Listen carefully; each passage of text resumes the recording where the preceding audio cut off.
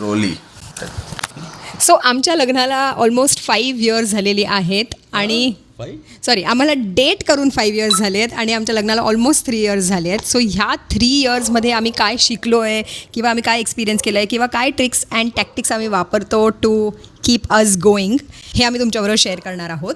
आज टॉपिक आहे bank account. So गौरवचा अतिशय फेवरेट टॉपिक आहे हा. क्वेश्चन गौरवसाठी असा आहे की माझ्या मते आपण 3 अकाउंट्स ठेवले पाहिजे. एक जिथे माझं इंडिव्हिज्युअल अकाउंट असेल, एक जे तुझं इंडिव्हिज्युअल अकाउंट असेल आणि एक जे आपल्या दोघांचं कॉमन अकाउंट असेल ज्याच्यामधनं आपण खर्च करतो आहे, वेकेशन्स करतो आहे, हॉलिडेज करतो आहे, ऑल ऑफ दॅट. तर what is your opinion on दिस?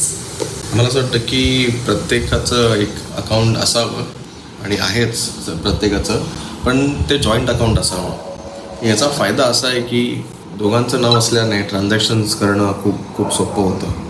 उदाहरण दिलं तर एक्झाम्पल घेऊ की फक्त तुझंच अकाउंट आहे आणि आपण त्या अकाउंटमधनं पेमेंट करतो आहे, चेक्स इश्यू करतो आहे आणि तू सिटीमध्ये नाही आहेस किंवा तू बाहेरच्या देशात आहेस, कुठे ट्रॅव्हल करतेस आणि मला त्या अकाउंटमधनं काही ट्रान्झॅक्शन करायचं तर मी माझ्या साईनने पण तो चेक क्लिअर करू शकतो. त्याचे काही डिसॲडव्हान्टेजेस नाही आहेत.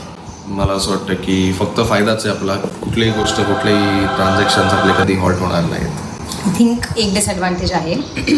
आता आपल्या दोघांमध्ये तेवढा ट्रस्ट आहे आणि आपण इतक्या वेळ एक दुसऱ्याला ओळखतो आहे.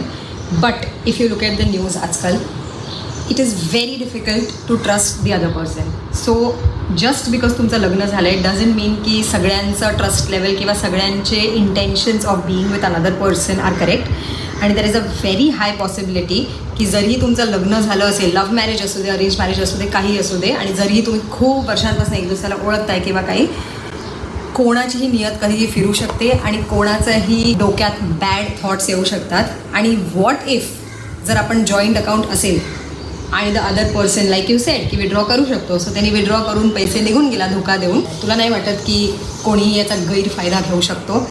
तर जी आपण मेहनतीने कमवलेले पैसे आहेत ते आपण आपल्यासाठी सिक्युअर ठेवले पाहिजे असं माझं मत आहे.